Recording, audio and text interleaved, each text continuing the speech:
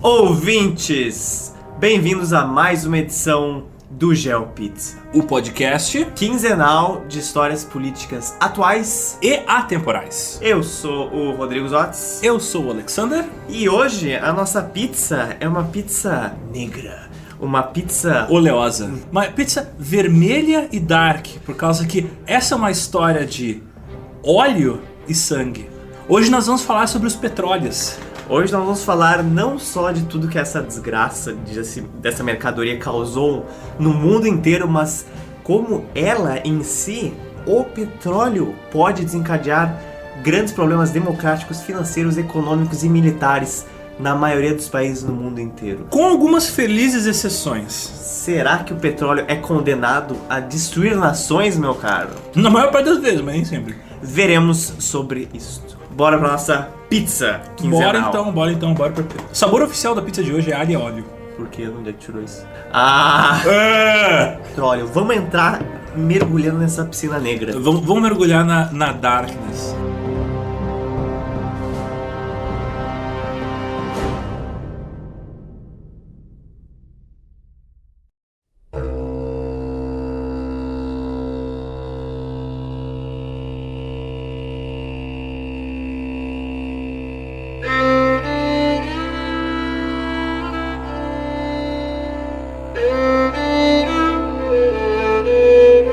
Estamos no século XIX. Século XIX, em 1870, aqui começa a nossa linha do tempo. Existia uma empresa que foi responsável por quase a totalidade do petróleo do mundo exportado nessa época. Essa empresa se chamava Standard Oil Company. Esse nome Standard a gente já viu na República das Bananas e ele nunca quer dizer nada bom. Inclusive, fazendo um link com a República das Bananas, existem várias caricaturas, assim como existem várias caricaturas da Standard Fruit, mostrando ela como um polvo. Existem várias caricaturas da Standard Oil mostrando ela como um polvo. Do tipo assim, agarra tudo e conquista tudo com seus tentáculos. Ela foi formada pelo John Davison Rockefeller, já ouviu esse nome? Opa! E seu irmão William Rockefeller. Com uma economia de larga escala, eles fizeram parceria com quem? Com um cara que era dono de ferrovias, Cornelius Vanderbilt. Já ouviu falar nisso? Alguém fazendo alianças com donos de ferrovias no século XIX. Nossa, tem um outro episódio nosso que eu acho que fala sobre isso. Os caras lá do GeoPizza lá falaram da República das Bananas, interessante. Mais tarde eles começaram a construir oleodutos e mais tarde eles se tornaram simplesmente um monopólio. Em 10 anos eles controlavam 90% das refinarias de petróleo americana e 86% do mundo. Tá bom, né? Tá bom. Acho pouco, quero mais. Esse monopólio não durou muita coisa. Até 1911, os Estados Unidos meio que falou, bom... Existe uma lei nos Estados Unidos que é antitrust, que ela proíbe de tu ter monopólio sobre um determinado mercado. Então, se tu tem um monopólio sobre uma área, tua empresa vai ser quebrada. E foi o que aconteceu com a Standard Oil. E nisso, eles ordenaram a criação de 34 novas empresas, desmantelando a Standard Oil. Dessas surgiram empresas que existem até hoje, como a ExxonMobil, a Chevron, Atlantic, a Moco, que ainda assim estavam sob o controle das Rockefeller. É tipo, eu vou te desmantelar, mas não tanto. Não, virou várias empresas, mas todas elas deixou de ser um monopólio, agora virou um cartel. Tá bom? Tá bom, não. Foda-se. E no Brasil, essa empresa, a Standard Oil, operava através de uma subsidiária chamada Esso, Brasileira de Petróleo. Essa Esso era um conglomerado que também possuía o Repórter Esso. Era uma estação de rádio que lá aconteciam vários pronunciamentos, inclusive presidenciais. Getúlio Vargas se pronunciou várias vezes na década de 30 e 40 através dela. É muito legal porque se vocês forem procurar no YouTube, tem vários, como é que eu vou dizer, programas de rádio que foram publicados, né, gravados por alguém, publicados no YouTube, e tá lá, tipo, um oferecimento, Repórter Esso. E o Repórter Esso era efetivamente um jornal até bom, sabe? Depois eles financiaram de programas de TV. Existiu até os anos 60. A partir da década de 30 começou um furor, assim, quando existia um debate, até parando pra pensar, é idiota esse debate, porque é óbvio que existia petróleo no Brasil, mas tinha gente que não acreditava. Inclusive, tinha a campanha do Monteiro Lobato, até o Monteiro Lobato é envolvido nessa campanha do tipo, o petróleo é nosso, o Brasil tem petróleo. É uma campanha muito antiga. Isso foi década de 30, 40, o Getúlio Vargas esteve envolvido nessa campanha. Sim. Então era uma euforia, assim, do tipo, a gente tem que furar o Brasil pra achar petróleo, porque deve ter petróleo aqui. Agora. Então, obviamente tinha, né, não tinha como não ter petróleo, porque o Brasil é gigantesco. Mas o pessoal não esperava que fosse tanto petróleo. E porque existia assim esse desejo de ter algum tipo de autonomia em relação ao petróleo que vinha de fora. A gente explorando o nosso próprio petróleo, a gente ia ter que comprar de fora. Na época o Brasil dependia muito de empresas privadas multinacionais para explorar o próprio petróleo. E nessa mesma época, década de 30, foi uma grande época de eclosão da exploração do petróleo do mundo. Foi quando você teve desenvolvimento de grandes tecnologias para refinar e extrair. E foi onde começaram os nossos principais problemas, conflitos e atritos. Desde conflitos armados, militares, bélicos, até conflitos econômicos sutis e um pouco ditatoriais. Já por essa época, eu quero ressaltar alguns exemplos muito interessantes. A gente quer falar aqui mais de histórias desconhecidas do petróleo, porque guerras do petróleo todo mundo sabe. Todo mundo ouviu falar, você digita aí, guerras do petróleo. Você encontra várias coisas que aconteceram na década de 80, 90. A gente vai falar brevemente, mas como aqui a gente ainda tá na década de 20, vamos continuar aqui. Meu querido camarada, Que? em 1917, aconteceu algo muito importante. O quê? Ali na Europazinha, barra Ásia. A entrada dos Estados Unidos na Primeira Guerra Mundial? Pode ser, mas não. Então, o que outra coisa muito importante aconteceu em 17?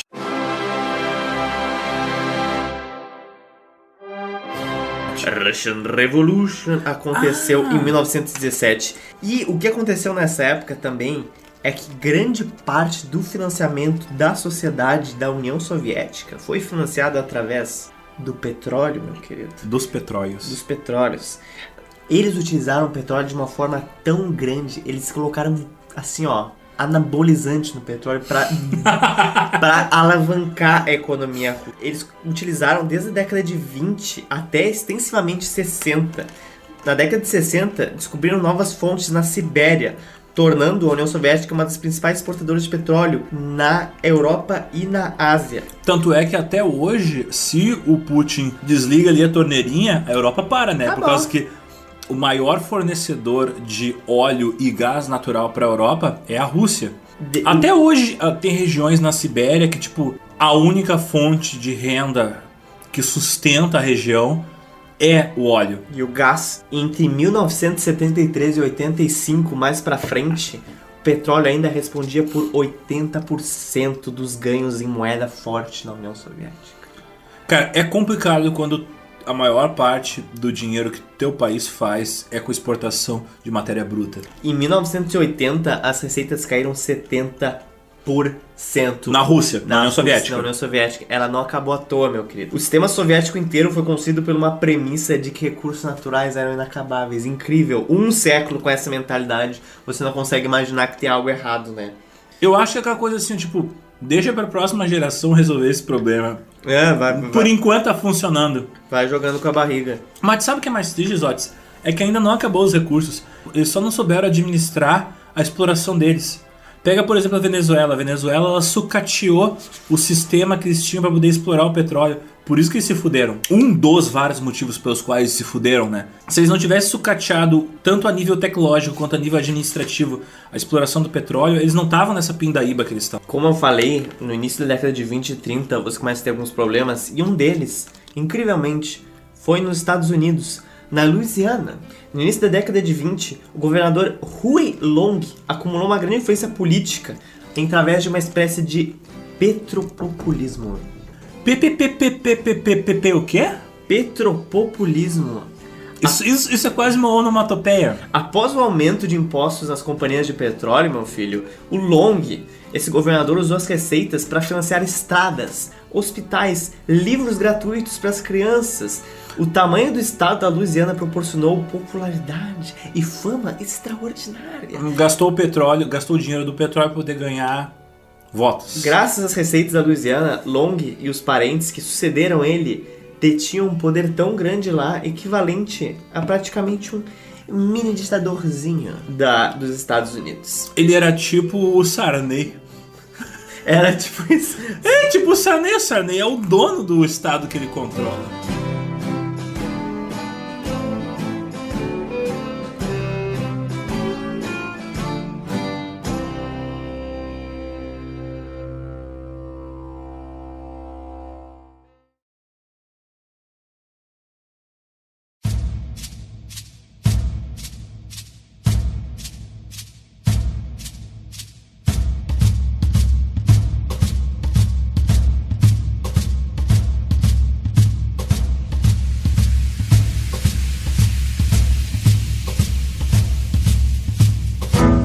tem alguns outros casos militares. A Bolívia e o Paraguai, especificamente entre 32 e 35 do século XX, resolveram se quebrar no pau.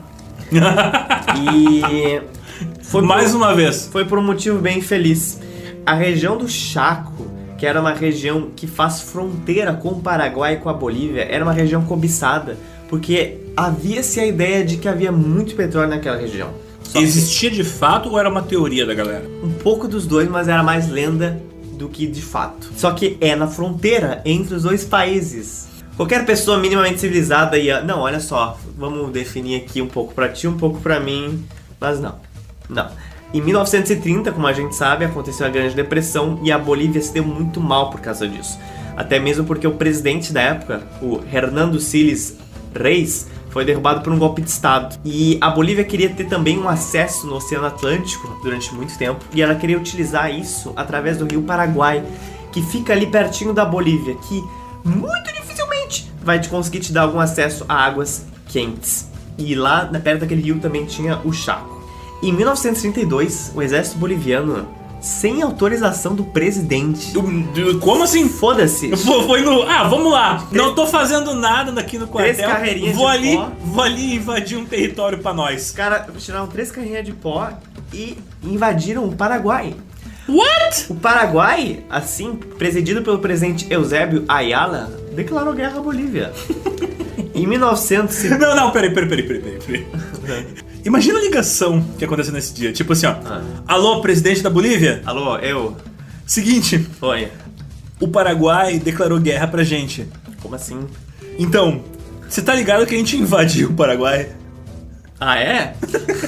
Como assim? Ninguém falou isso? Então, rolou essa merda aí. Ninguém me falou dessa... Tu não tava sabendo que a gente invadiu o Paraguai? Acho que ninguém tava sabendo dessa merda. Caralho, velho. É o tipo de coisa que eu esperaria o Brasil fazer. Então, o que aconteceu? Em 1935, a gente tem uma guerra a nível Esparta. 3.000 bolivianos contra 850 paraguaios. Que triste. Quem ganhou? Bolívia? Os paraguaios. Como? Os paraguaios This is Paraguai! venceram os bolivianos e a Bolívia se rende. Mas os Estados Unidos teve que intervir para parar tudo aquilo. Em 38, os dois países fizeram acordo de paz em Buenos Aires, dia 21 de julho. E o Paraguai ficou com 3/4 do Chaco Boreal. E a Bolívia ficou com 1/4. É tipo assim, eu quero o teu petróleo, beleza. Agora tu vai ficar com menos do que tu tem porque tu invadiu. Foi praticamente isso, acabando com os 3 anos de guerra. Só que levando a grandes dificuldades econômicas porque eles se destruíram por quase uma década. Sim, puta que pariu, eu não sabia dessa guerra, cara. E muitos dos postos de petróleo que eles supunham que tinham, não existiam. Imagina tu brigar, tu quebrar tudo, tu destruir tudo, no final das contas não tem a parada que tu tava brigando. Porra nenhuma. Você teve um grande número de mortos, 60.000 bolivianos e 30.000 paraguaios mortos. A gente sabe que no século XIX o Paraguai se deu bem mal por outro motivo, pela Guerra do Paraguai, mas que foi nem de perto se comparava a isso, porque a Guerra do Paraguai em 1870 matou 300.000 paraguaios. Então você tem uns 50 anos depois outro conflito que tira a vida de 30.000 paraguaios. Cara, que merda, que bosta. Por um pedaço de terra que não tinha óleo. Tinha pouquinho. Mas tinha pouquinho. É tipo... Dá pra fritar um ovo. Década de 40, 50. Um dos motivos pelos quais os alemães queriam tanto invadir a Rússia, e ali aquela região da Polônia, Pará. Por que a Alemanha... Um dos motivos pelos quais a Alemanha entrou em 2 frontes é o seguinte: tem uma coisa muito importante que tu precisa para poder fazer um tanque funcionar. Combustível. E o que a Rússia tinha, como tu mesmo falou? Combustível, gás, petróleo. Petróleo pra caralho. Então a intenção deles era invadir a Rússia para poder tomar conta das regiões que produziam petróleo. Por causa que a Alemanha tava se fudendo porque eles já não tinham mais petróleo. Sim, porque eles construíram um exército em... tipo, e cadê o combustível? Cadê a gasolina? Desceu. Cadê o petróleo? Cadê petróleo? E eles tinham a Alemanha tinha tanta necessidade de petróleo, e como nossos ouvintes já devem saber, que a gente comentou isso em outros podcasts, a Alemanha sempre teve uma excelência em ciência química. E eles criaram, de alguma maneira que eu não sei como funciona, mas, sei lá, magia nazista, sei lá, invocaram um vril lá e eles conseguiam produzir petróleo a partir de carvão. Eu também tentei entender, mas funcionava. Só que era um processo muito caro, muito custoso. Então era mais barato invadir a Rússia e roubar o petróleo russo do que produzir petróleo a partir de carvão. É mais fácil invadir a Rússia. Sei lá, o Hitler xingava um bloco de carvão e saía petróleo. Tinha alguém com um gravador, um gramofone tocando um discurso do Hitler, tipo, e o bloco de carvão ia derretendo igual um simbionte, se transformava em óleo. Um Venom, assim. E, se eu não me engano, um dos motivos também pelos quais invadiram a África é que eles queriam tomar conta dos postos de petróleo dos países da África que produzem petróleo. Ah, sim. Após a Segunda Guerra, no início dos anos 50, você tem empresas que são responsáveis por muito da exportação petrolífera. Elas eram conhecidas pelo nome de Sete Irmãs. As Sete Irmãs. Seven Sisters. Tu sabe o que acontece quando tu tem 7 filhos homens? Meu Deus, não, eu espero nunca saber. Não, quando tu tem 7 filhos homens, tu tem um lobisomem. Se tu tem 7 filhas mulheres, eu não sei o que acontece. Mas a gente viu que quando tem 7 irmãs... Puta que pariu. Do petróleo, dá merda pra caralho. Que horrível. Só que essas empresas, Sete Irmãs, elas eram, grande parte, estadunidenses. E elas exploravam petróleo do Irã, do Iraque, do Kuwait. Você não tinha muito o que fazer. E ao longo de toda a década de 50, esses países do Oriente Médio ficaram assim... Ai, eu não aguento mais essa gente na minha porta saindo meu petróleo. Outra coisa importante que a gente tem que falar é o seguinte. Essas empresas... Elas não só controlavam, tipo assim, a nível, tipo, é meu o teu território para mim poder explorar o teu petróleo. Mas elas faziam o seguinte, para manter os níveis, elas limitavam a exploração de petróleo, porque elas tinham consciência de que a região era rica, sim, mas eles mantinham um controle no nível do petróleo que era explorado para não abaixar o preço do óleo. Sim. Então, existia um controle de preço através do controle da exploração. E obviamente esses países ficavam putos, porque tipo, pô, se vocês explorassem mais petróleo, a gente ia ganhar mais dinheiro e o pessoal ia ter mais grana para fazer mais coisas. Exatamente. Essas empresas, eu vou citar algumas mais famosas que a gente já ouviu falar, elas existem até hoje. Royal Dutch Shell. A Shell a gente vai falar bastante merda que ela faz. Atualmente conhecida como Shell.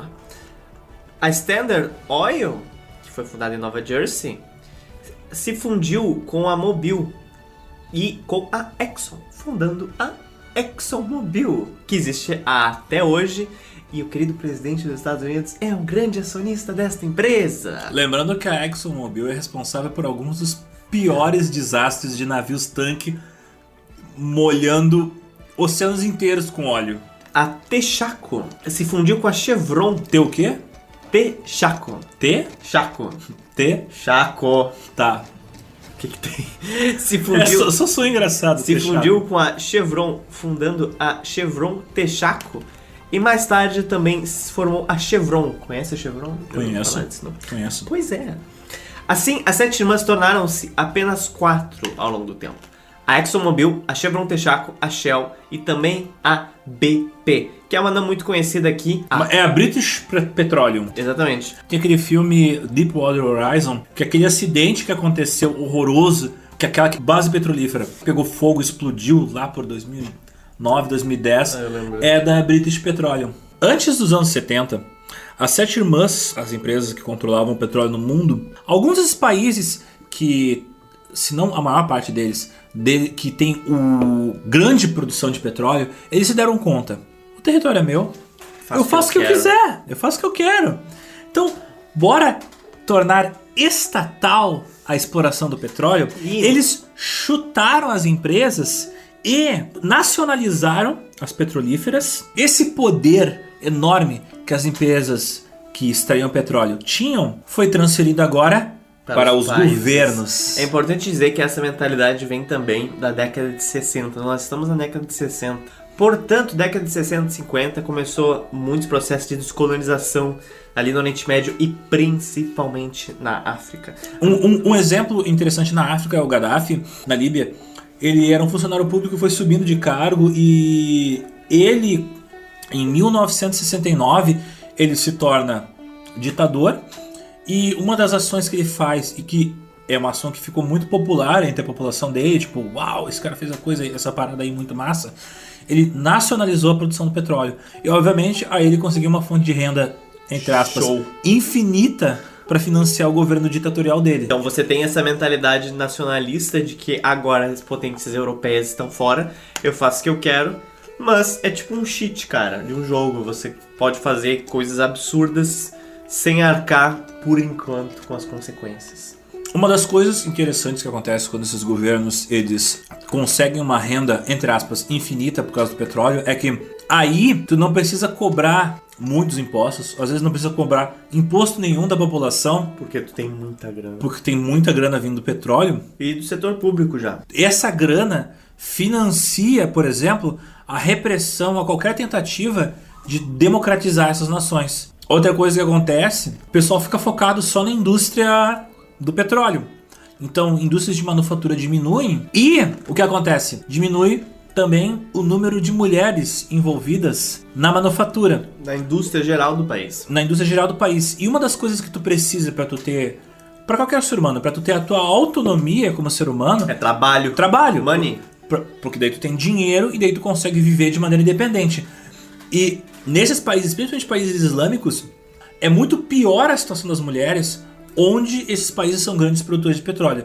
Porque como tu não tem mulheres trabalhando, elas não assumem nenhuma responsabilidade, elas não ganham dinheiro e elas ficam dependendo de marido, de família, e daí elas não têm a independência delas. Elas continuam vivendo ali. E é por isso que, por exemplo, na Arábia Saudita, foi só tipo 2015, 2016 é que foi liberado pra mulher dirigir. 2016.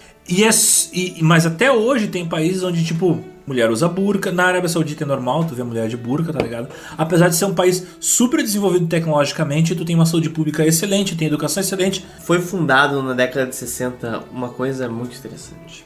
A OPEP. OPEP é constituída por 14 países, uma organização de 14 países, sendo que 8 deles são um dos maiores produtores mundiais de petróleo.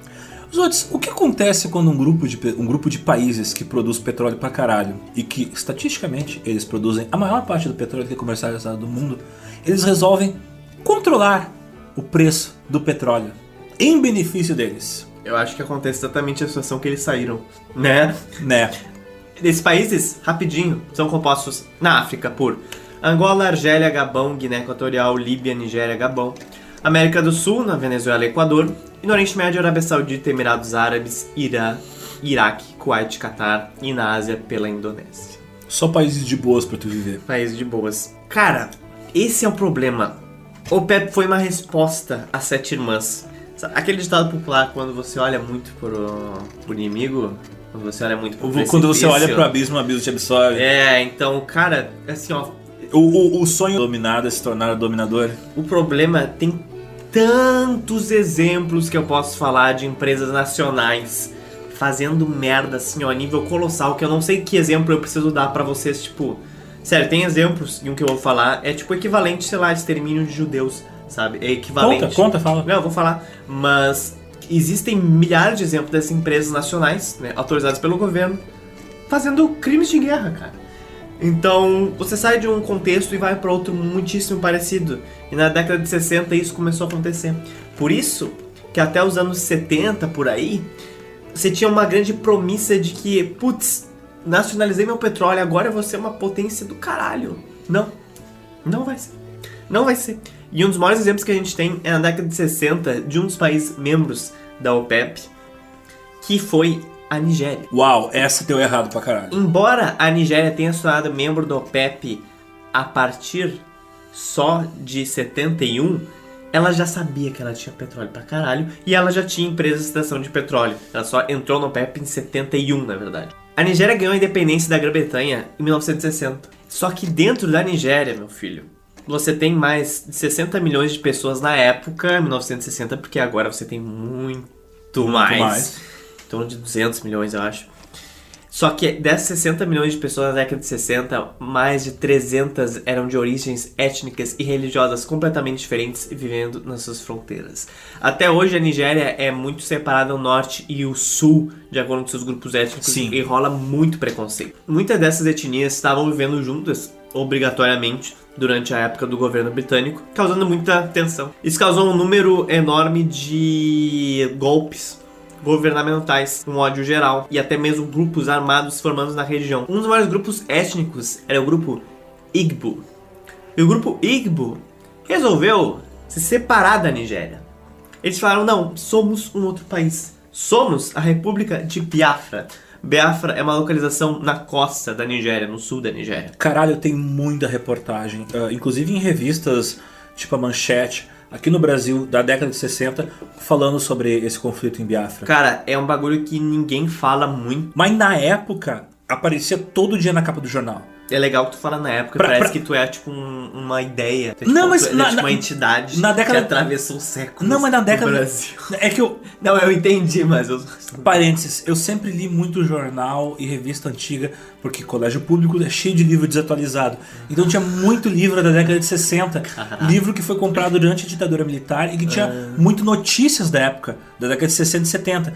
Então eu tô relativamente bem informado sobre o que aconteceu durante o conflito de Biafra.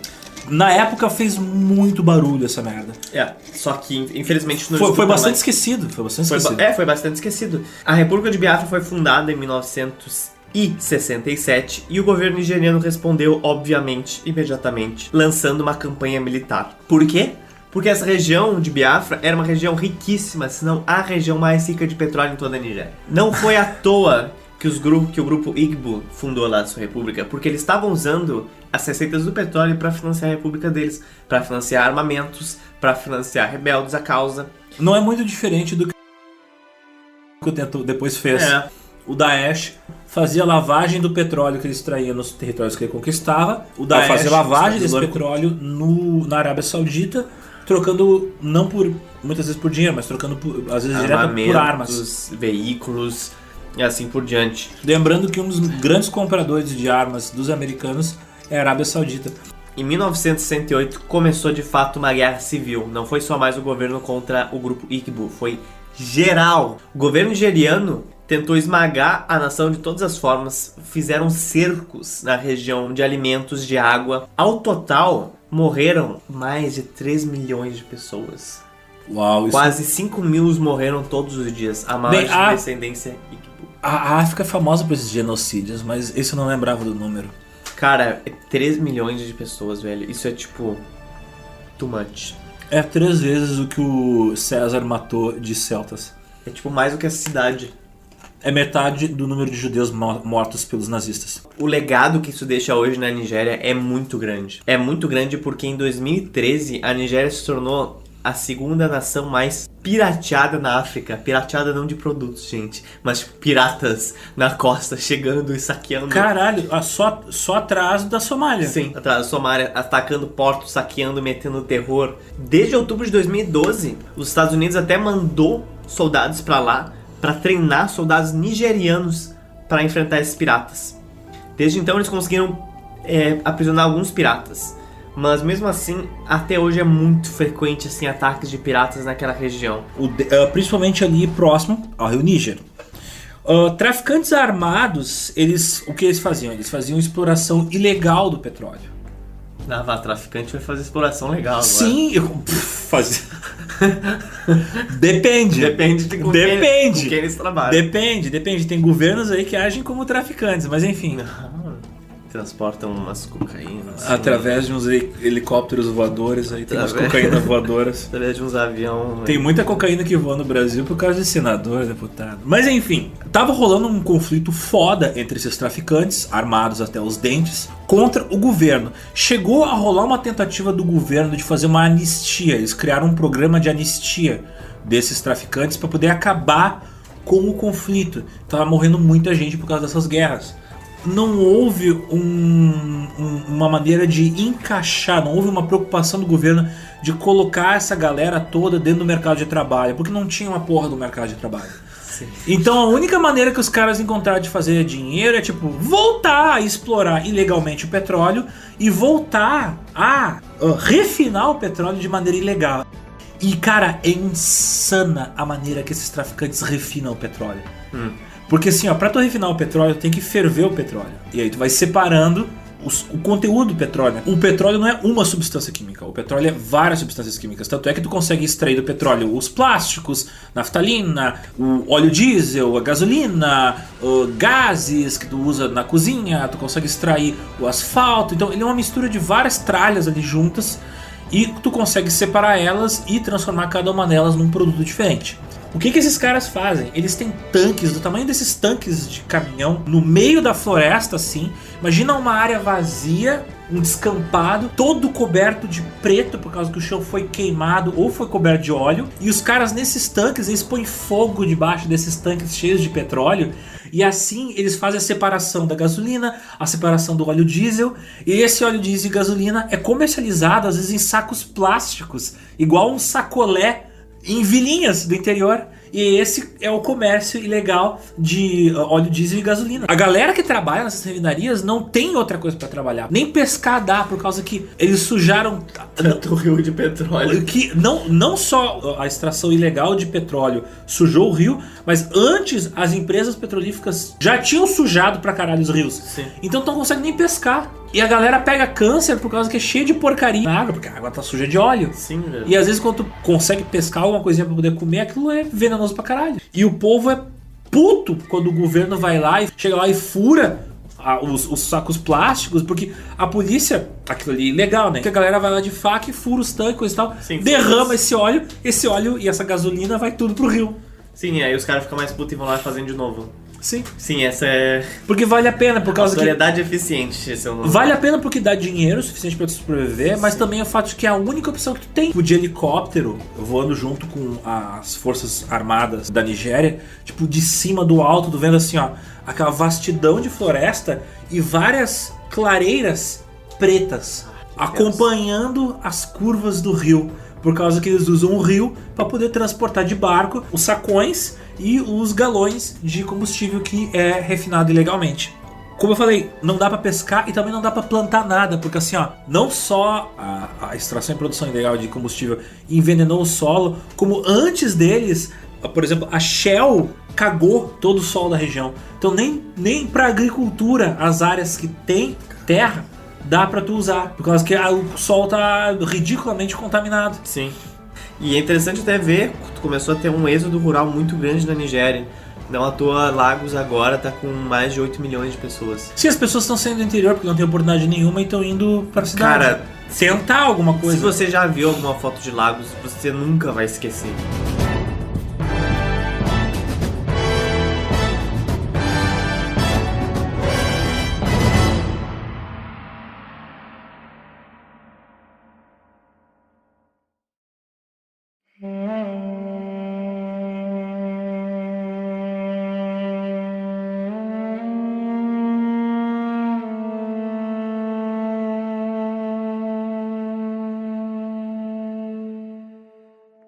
Passando desses desastres da década de 60, que existem muito mais do que só isso da Nigéria, a partir dos anos 70, o mundo definitivamente teve a sua ressaca dos anos 60, principalmente em questão do petróleo. Houve uma crise global do petróleo em 73, mas ela não foi uma crise, um acontecimento. Foram vários acontecimentos ao longo do final da década de 60, 70 e até mesmo início da década de 80 que causaram que os preços do petróleo caíssem e que as dificuldades de tu transportar e obter e refinar petróleo se tornasse cada vez mais complicado. Da mesma forma que eles caíram, eles também subiram muito a ponto de que não vale a pena você comprar. Em 1973, a partir do dia 17 de outubro, os preços do barril de petróleo atingiram valores altíssimos que subiram mais de 400%. Isso porque a OPEP, ela criou uma escassez artificial do petróleo, limitando as exportações para os Estados Unidos. Filas de carro nos Estados Unidos, nos postos, e a galera desesperada tentando abastecer e não tinha mais gasolina nos postos. Tipo a greve de caminhoneiros. Só que em 1973, nos Estados Unidos. Sim. Tu também tem uma crise econômica nos Estados Unidos, tu tem desemprego e também, olha que legal, surgem os primeiros carros econômicos nos Estados Unidos. Econômicos, tu diz? Que não bebem gasolina que nem um alcoólatra. Carros menores, por exemplo, que tem a carroceria mais leve, carros que são pequenos, que gastam menos combustível. Pois é, porque antigamente... Carros com motores mais eficientes, copiando carros europeus. Porque antigamente... os europeus já eram acostumados a fazer carros pequenos, porque os russos são pequenos. Os americanos gostavam daqueles monstros, por causa que as estradas são todas largas. Aqueles tanto é que de... 3 lugares na frente, 3 lugares atrás. 4 lugares atrás. Aqueles carros mexicanos que são tipo quadradões gigantescos. O que foi que aconteceu? Você teve vários conflitos, microconflitos, que resultaram no aumento do preço do petróleo como um todo. E na região do Oriente Médio, que era onde passava tipo quase todo o petróleo. Por exemplo, em 1956, o presidente do Egito, Gamal Nasser, nacionalizou o Canal do Suez. O Canal do Suez é um dos principais canais se você quiser exportar coisas do Oriente Médio até a Europa. Assim, ele foi interrompido o fluxo de bens no canal e teve um critério muito mais rigoroso. Por exemplo, você não ia deixar passar grande parte dos produtos de Israel, de outros países que tu não tinha aliança com o Egito. Isso criou um aumento no preço do petróleo. Houve também a Guerra do Yom Kippur, em 1967, que foi uma guerra bem bizarra, do Egito e da Síria contra o Israel. Foi planejado num feriado judaico, feriado de Yom Kippur. Os países da OPEP aumentaram o preço do petróleo em 400% e também o Egito e a Síria cruzaram as linhas de cessar-fogo do Sinai, iniciando a Guerra dos 6 Dias. Uma coisa assim, without any sense, mas contribuiu para o aumento do preço também. Em 79 aconteceu talvez uma das mais famosas, aconteceu a crise política no Irã, que resultou na Revolução Islâmica, que ocorreu na deposição do Shah Reza Pahlavi. Resumindo muito, porque esse acontecimento é tenso, ele é bizarro, ele é triste pra caralho. Esse acontecimento deu tanta merda que daria um episódio de 3 horas no nosso podcast. Mas basicamente... houve um golpe religioso de Estado. A Ayatollah Khomeini assumiu, o Irã virou uma república islâmica. O governo é controlado por líderes religiosos. Então antes você tinha mulheres de saias, biquínis, você tinha liberdade social e religiosa muito maior. Enfim, isso contribuiu para que o preço do barril do petróleo aumentasse de 13 para 34 dólares.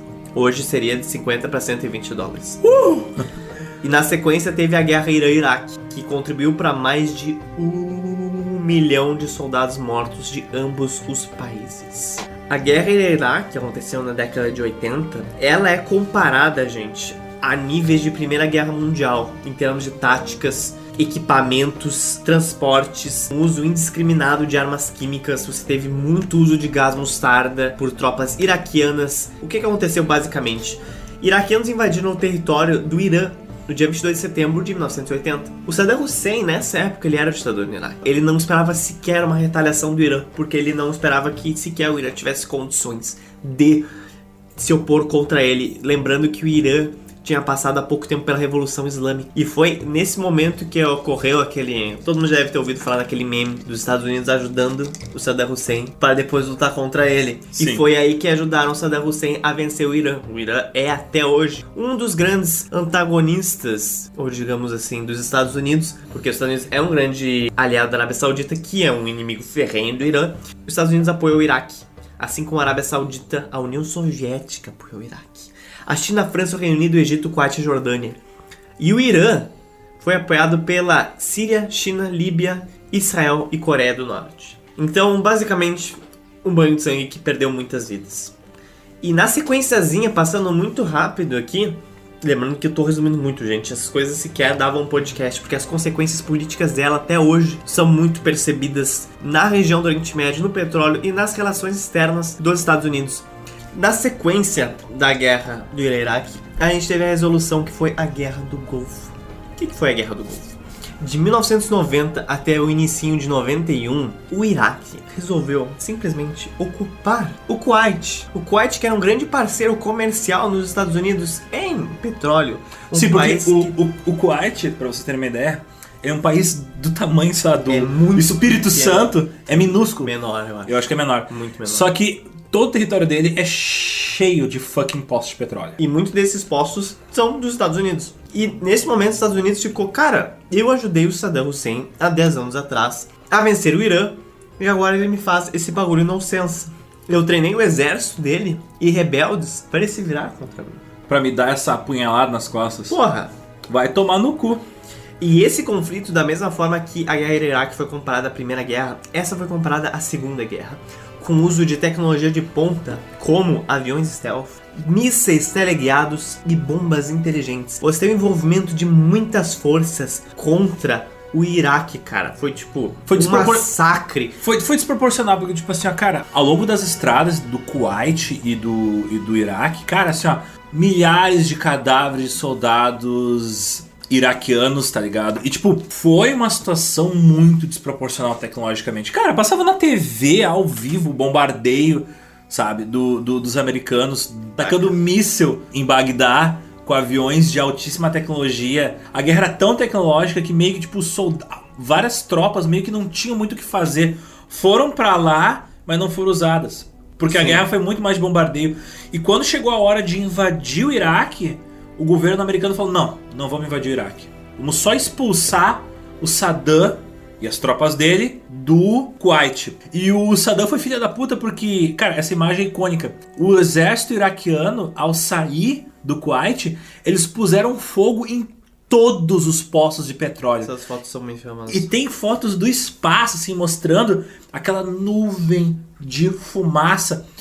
Cara, se eu não me engano, demorou alguns anos para eles apagarem todos os incêndios. Eles foram bem famosos. Por causa que tem um documentário do Werner Herzog sobre as equipes de bombeiros, empresas de bombeiros que foram trazidas dos Estados Unidos para poder apagar os poços de petróleo. Eram empresas, cara. Sabe como é que eles apagavam o fogo dos poços de petróleo?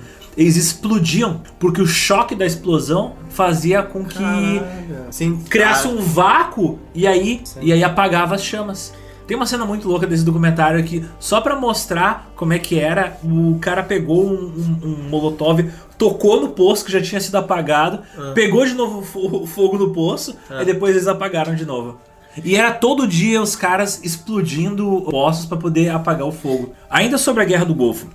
Aí vocês me perguntam, por que já naquela época o governo americano não invadiu o Iraque e matou o Saddam? Porque meio que eles tinham um motivo, né? Saddam invadiu um país aliado dos americanos. Então, existe um relatório da CIA desse período que explica que é o seguinte: eles fizeram uma análise da situação política e da situação militar da região e perceberam que se eles eliminassem o Saddam, ia criar uma instabilidade tão grande na região que isso ia gerar mais problemas para os países aliados dos americanos, e isso ia gerar mais problemas para os americanos e ia criar uma situação fora do controle deles. O que aconteceu anos depois com a guerra do Iraque lá por 2002, 2003? Os americanos invadem o Iraque, matam Saddam, e o que acontece? O pessoal que ficou desempregado, Saddam, criou o Estado Islâmico. Então, tipo, a CIA já tinha noção de que dava merda. Assim, eu não tô defendendo o Saddam, tá? Mas é aquela coisa, o inferno é horrível. O inferno é pior sem o diabo pra administrar o inferno. Desse algum tipo de estabilidade pra região. Hoje o Iraque é uma terra sem lei, assim como o Afeganistão é uma terra sem lei. Foi parecido com o que a gente falou na edição do Japão, dos crimes de guerra no Japão. O imperador Hirohito viveu até os anos 80. Porque ele foi necessário para poder estabilizar a região.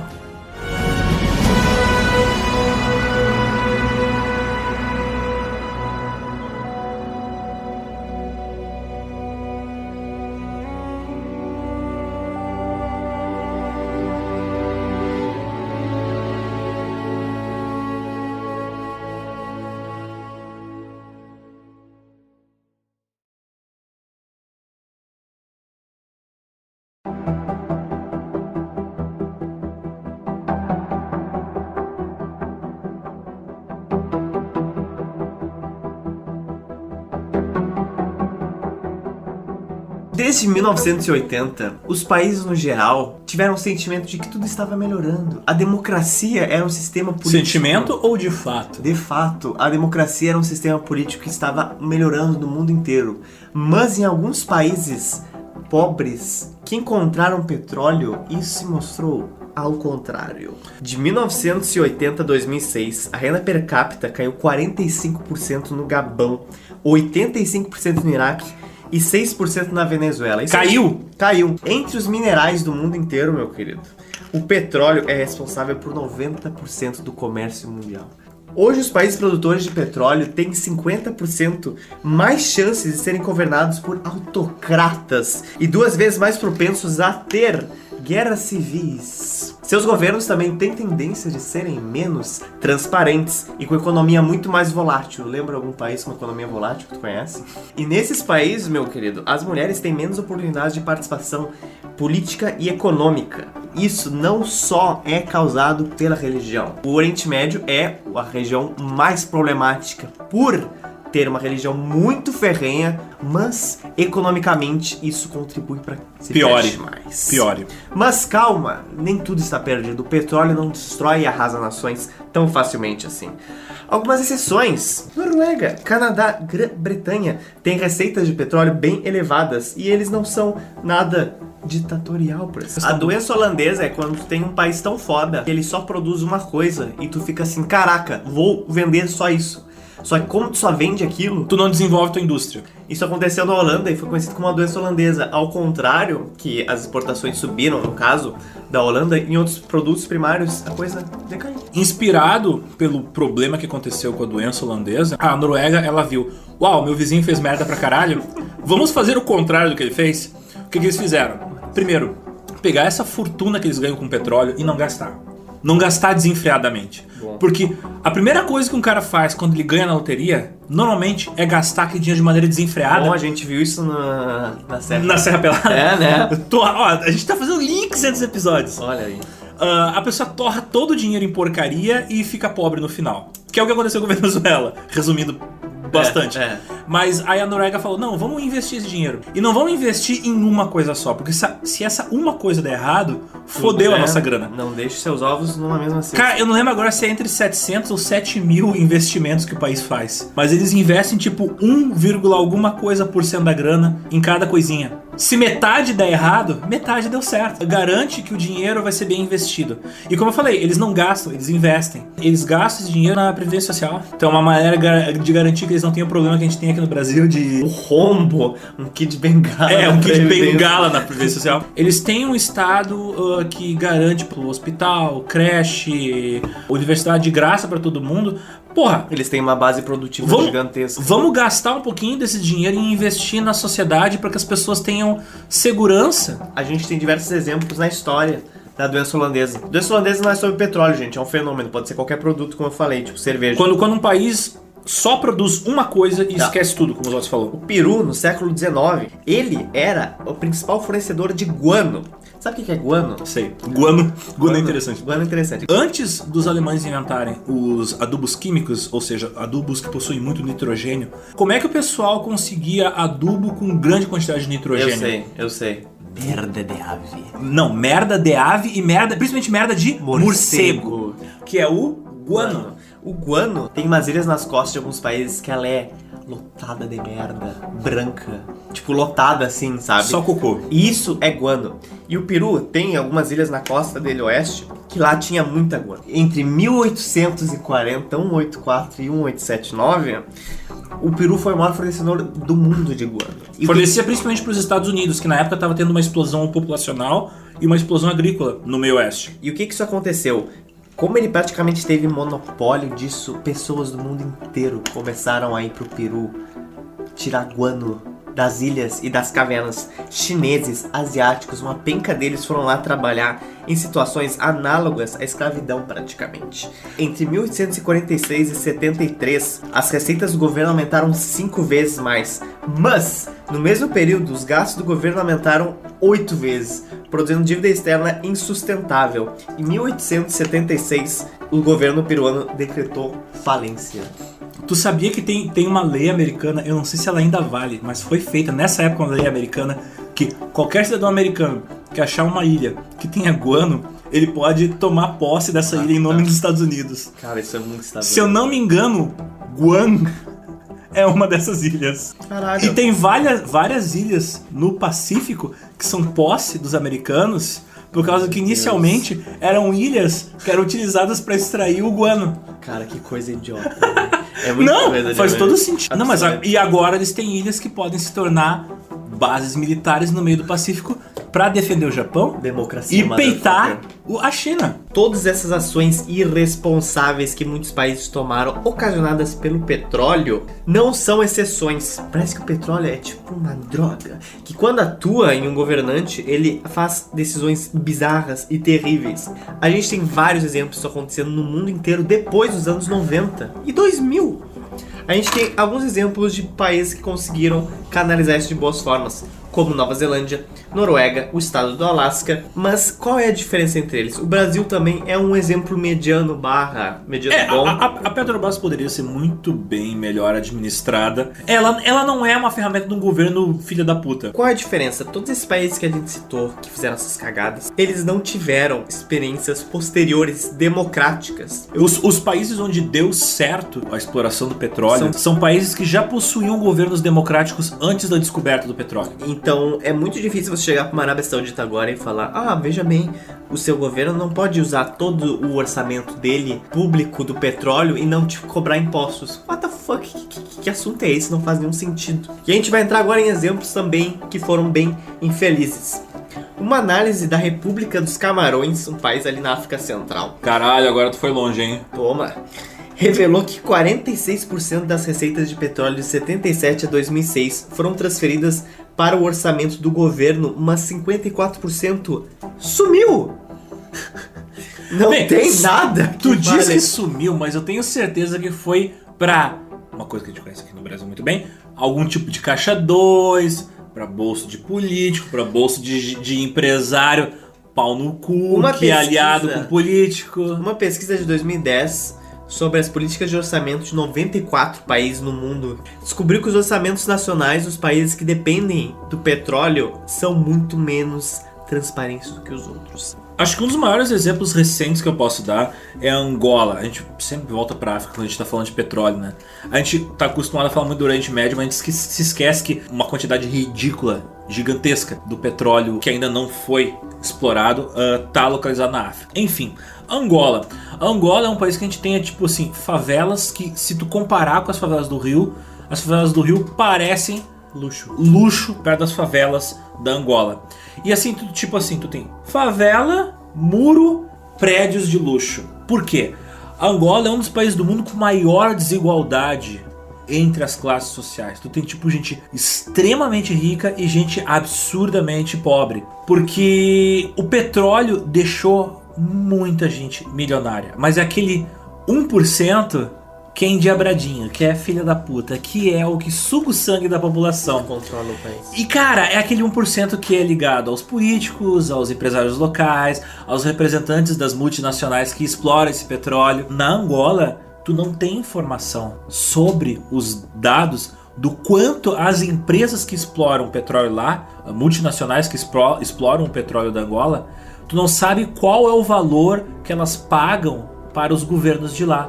Porque provavelmente boa parte dessa grana envolve um monte de maracutaia que não pode ser revelada. Então se eles revelam o número real do dinheiro que as empresas pagam pro governo, pode dar uma merda. Fogo no parquinho. Outro exemplo bem recente. Em 98, na Indonésia, antes de ser deposto o presidente Suharto, usou a Companhia Nacional de Petróleo, chamado Pertamina, para secretamente distribuir benefícios e propinas a todos os seus apoiadores. A Pertamina controlou mais de 1/3 do orçamento de todo o país e era isenta de divulgações públicas. Se você pesquisasse algo sobre a Permita, o orçamento dela, quanto ela ganhou, a receita o lucro dela anual, não encontra informação. Absolutely nothing. Voltando ao nosso querido Saddam Hussein, mais da metade do orçamento nacional do Iraque foi canalizado através da Companhia Nacional de Petróleo Iraquiana, cujo orçamento também era segredo. No Azerbaijão também, metade do orçamento do governo, cara. Metade. Embora o Azerbaijão não seja um país grande, passava pela Companhia de Petróleo Nacional, conhecida como SOCAR. O valor do SOCAR era... Aguenta essa socada. Secreto.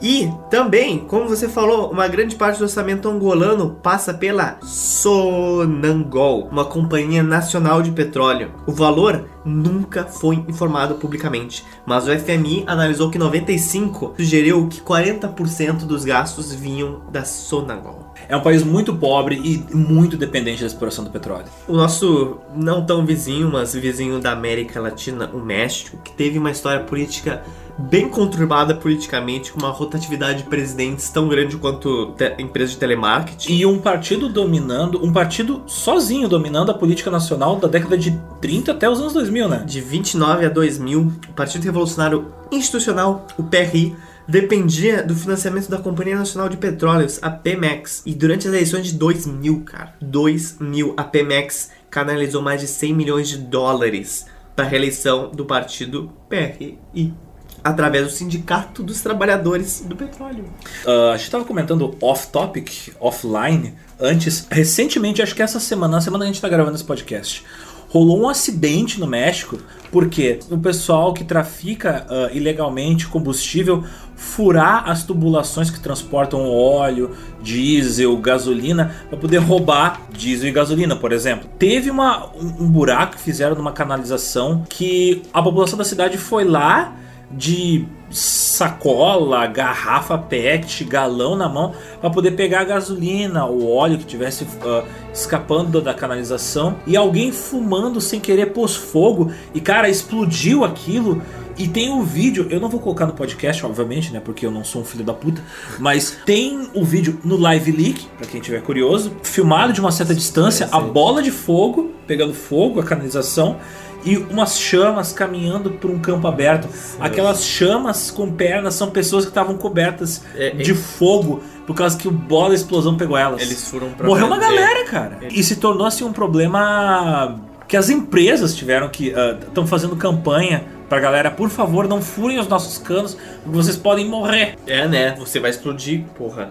Que interessante, em 2011, quando teve a guerra civil na Líbia, proveniente da Primavera Árabe, o Gaddafi sobreviveu às sanções internacionais usando bilhões de dinheiro vivo que haviam sido secretamente escondidos em Trípoli para financiar forças leais e contratar mercenários. Bem, não foi dinheiro suficiente, porque, de novo, quem quiser conferir no Live Leak, tem aquele lindo vídeo do linchamento e execução do Gaddafi, né?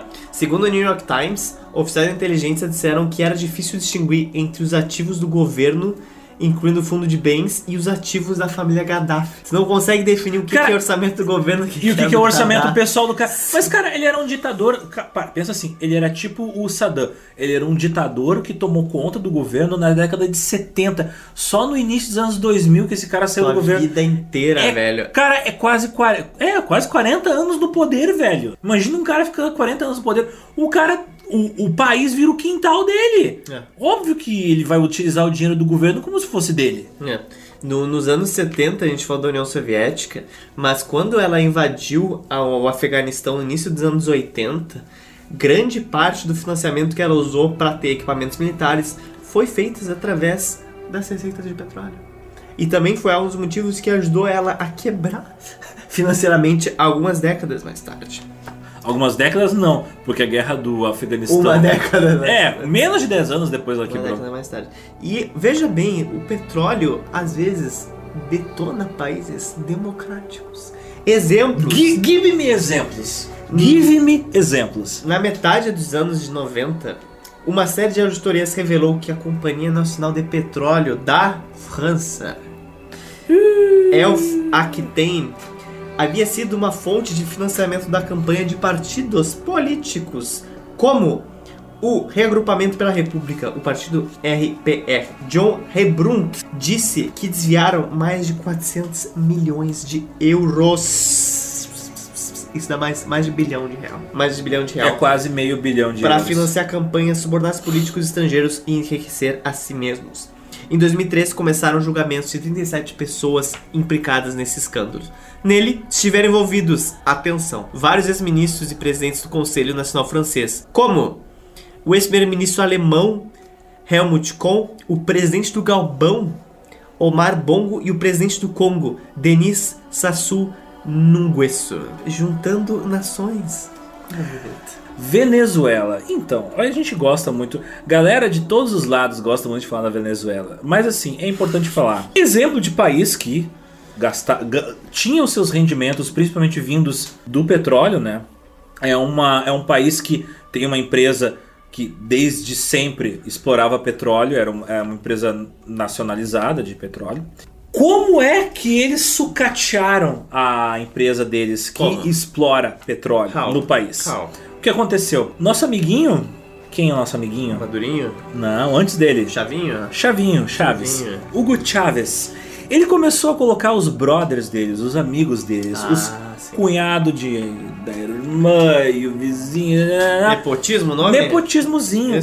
Começou a colocar os brothers deles para trabalhar lá, no lugar dos técnicos que realmente possuíam conhecimento administrativo para administrar a empresa. Resultado, aos poucos, foi se degradando não só o equipamento, a tecnologia, mas as capacidades administrativas da empresa, e ela foi tendo cada vez mais perdas econômicas. Então, uma das maiores reservas de petróleo do mundo é a Venezuela, mas por causa da incapacidade e da falta de responsabilidade deles de explorar, eles não conseguiram nem lucrar com essa merda. Se eles realmente... Cara, assim, ó, não tô nem entrando na seara da democracia. Se eles realmente tivessem capacidade de administrar, eles seriam um país tão rico quanto a Arábia Saudita. Porque a Arábia Saudita não tem reservas tão ricas quanto a Venezuela. Vale lembrar que Venezuela é um nome de Pequena Veneza em espanhol. De tão rico que é o lugar. Que coincidência, as duas afundando. Muito bom.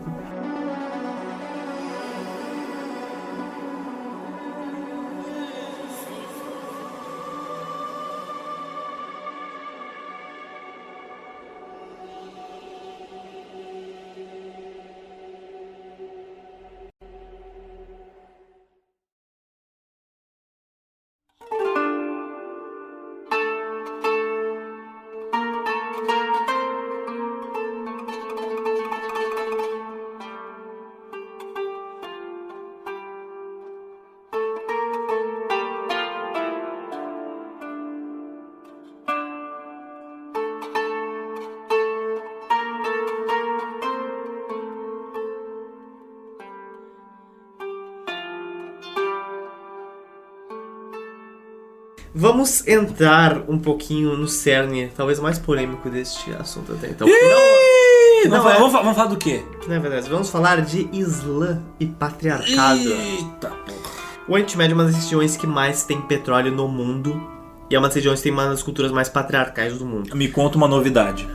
Não é só lá. Você tem países extremamente conservadores, como no Bahrein, que fica ali perto da Indonésia. Você tem países conservadores na África, no centro da África. Que são países que possuem muito petróleo. E muito islâmico. Então veja bem, se o Islã em si fosse um problema geral, todos os países islâmicos deveriam ter os mesmos ruins índices de democracia, empregabilidade e mulheres na força de trabalho, right? Se o Islã é esse problema, então desde a Líbia até o Bahrein, todos eles devem ser terríveis exemplos com números parecidos de desastres econômicos, patriarcados, blá blá blá blá. O Islã é uma religião predominante em todo o Oriente Médio, no norte da África, até mesmo na África subsaariana e também em algumas regiões da Ásia. Ela é muito difundida na Indonésia. A Indonésia tem, acho, é o país com a maior população islâmica, se não me engano, do mundo. Você tem Bangladesh, você tem Paquistão, você tem Bahrein, que são mais pra Ásia.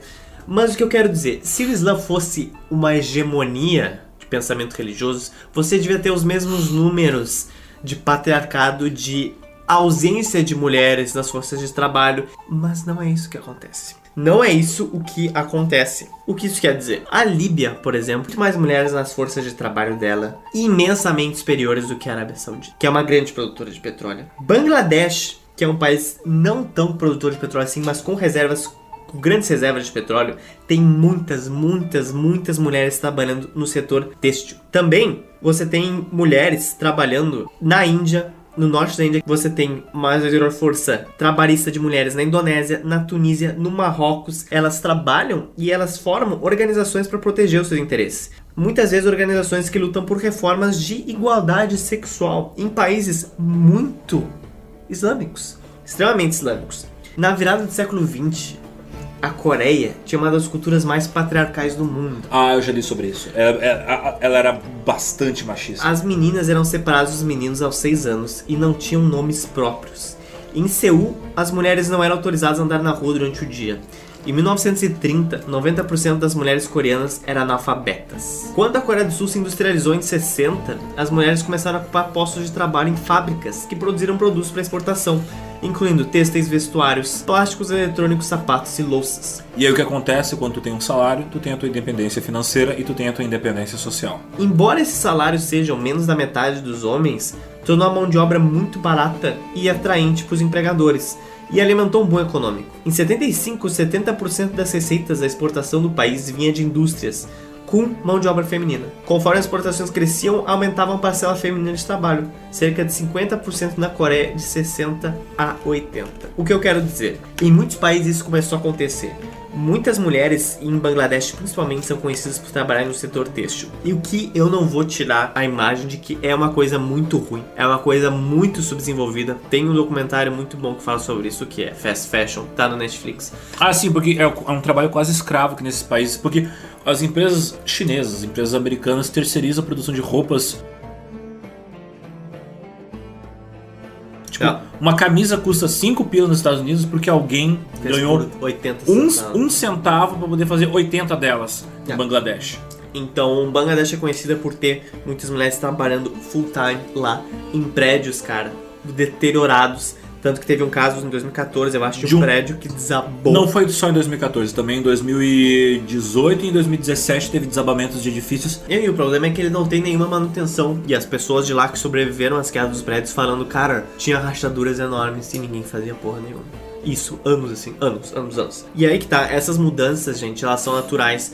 De uma forma, como o Alexander falou, você tem mais mulheres na força de trabalho, elas começam a notar que elas conseguem viver suas vidas sem depender de um homem tendo 30, 40 anos. Sem depender de família, porque não é só marido e pai que gera essa opressão e essa limitação dos direitos de uma mulher, mas também a própria força da família. É a própria família. Então, quando você consegue sair desse ciclo, você ganha mais dependência. O que não quer dizer que seja que muitas dessas mulheres não trabalhem a salários, sei lá, a quase subescravos. Por quê? Porque os países não notam que isso está acontecendo. Tu acha que eles estão preocupados em independência financeira das mulheres? Não, eles só veem uma coisa: força de trabalho barata. Hoje, 80% dos trabalhadores da indústria têxtil do mundo são mulheres, cara.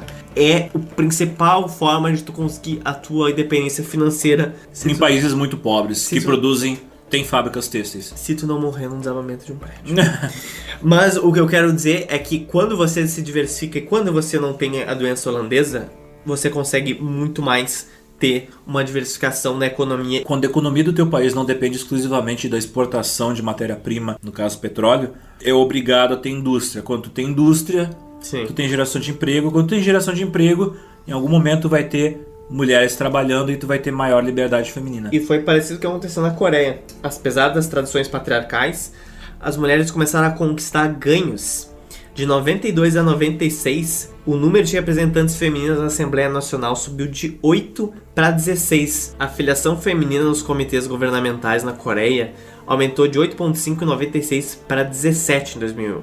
E a proporção de juízes do sexo feminino aumentou de 3,9 em 85 para 8,5 em 2001. Fazendo isso, as mulheres começam a ter movimentos de lobby. Mulheres no governo começam a fazer leis, por exemplo, a Lei de Igualdade de Gênero e de Emprego na Coreia de 87, as revisões nas leis da família de 89, a Lei de Segurança Materno-Infantil de 89, a Lei do Enquadramento e Desenvolvimento das Mulheres de 95. Isso coincide com a finaleira da ditadura. País altamente militarizado. Não uma ditadurazinha, uma ditadura zona, né? Bem pau no cu. Então, resumindo, o petróleo afasta as mulheres. Eu não diria que ele é o único, mas eu acredito que ele seja uma das principais influências que concerne a limitar os direitos das mulheres. Mas a galera ignora um pouco mais as leis religiosas quando a economia do país é um pouco mais saudável. Na Noruega, por exemplo, o boom do petróleo, na década de 70, conseguiu utilizar isso de uma forma boa. O petróleo criou postos de trabalho na área da saúde e serviços sociais, que foram em grande parte ocupados por mulheres. Mesmo alguns países de baixa renda, como Colômbia, Síria, Malásia e México, muitas mulheres trabalham em empregos no setor de serviços do setor público. E nesses países, elas se beneficiam relativamente da riqueza do petróleo. Mas em países onde elas enfrentam barreiras para trabalhar no setor de serviços, o petróleo é responsável por atrasar o progresso econômico e social dessas mulheres.